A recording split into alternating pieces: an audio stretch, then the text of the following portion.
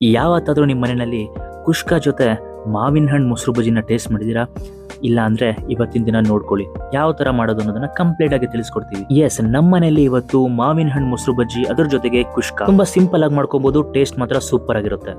First ಕುಷ್ಕ ಹೇಗ್ ಮಾಡೋದನ್ನ ನೋಡ್ಕೊಂಬೋಣ. ಒಂದ್ ಸ್ವಲ್ಪ ಶುಂಠಿ, ಬೆಳ್ಳುಳ್ಳಿ, ಈರುಳ್ಳಿ ಹಾಗೆ ಟೊಮೆಟೊನ ಸಣ್ಣದಾಗಿ ಸ್ಲೈಸ್ ಮಾಡ್ಕೊಂಡ್ಬಿಟ್ಟು ಒಂದು ಪ್ಯಾನ್ ಅಲ್ಲಿ ಚೆನ್ನಾಗಿ ಫ್ರೈ ಮಾಡ್ಕೊಳ್ಳಿ.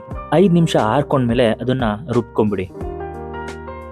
ನೆಕ್ಸ್ಟ್ ಕುಕ್ಕರಿಗೆ ಒಂದು ಸ್ವಲ್ಪ ಎಣ್ಣೆ, 2 ಸ್ಪೂನು ತುಪ್ಪ, ಅದ್ರ ಜೊತೆಗೆ ಡ್ರೈ ಸ್ಪೈಸಸ್ನ ಆ್ಯಡ್ ಮಾಡಿ, ಅದ್ರ ಜೊತೆಗೆ ಕಟ್ ಮಾಡ್ಕೊಂಡಿರೋ ಸ್ಲೈಸ್ ಈರುಳ್ಳಿಗಳನ್ನ, ಅದ್ರ ಜೊತೆಗೆ ಹಸಿಮೆಣಸಿನ್ಕಾಯಿ, ಒಂದು ಸ್ವಲ್ಪ ಉಪ್ಪು ಆ್ಯಡ್ ಮಾಡಿಬಿಟ್ಟು ಚೆನ್ನಾಗಿ ಫ್ರೈ ಮಾಡ್ಕೊಳ್ಳಿ.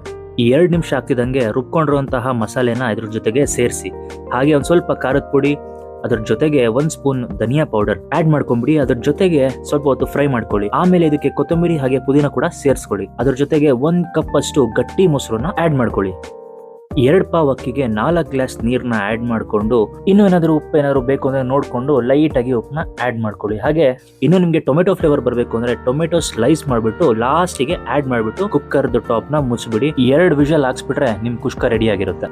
ಇವಾಗ ಮಾವಿನ ಹಣ್ಣು ಮೊಸರು ಬಜ್ಜಿ ಮಾಡ್ಕೊಳ್ಳೋಣ. ಇದಕ್ಕೆ ಜಾರಿಗೆ ತೆಂಗಿನಕಾಯಿ, ಕೊತ್ತಂಬರಿ ಸೊಪ್ಪು, ಕರಿಬೇವು ಸೊಪ್ಪು, ಮೆಣಸಿನಕಾಯಿ, ಆಮೇಲೆ ಒಂದ್ ಸ್ವಲ್ಪ ಕಾಳು ಮೆಣಸು, ಆಮೇಲೆ ಒಂದ್ ಸ್ವಲ್ಪ ಉಪ್ಪು ಹಾಕೊಂಡು ಗ್ರೈಂಡ್ ಮಾಡ್ಕೋಬೇಕು.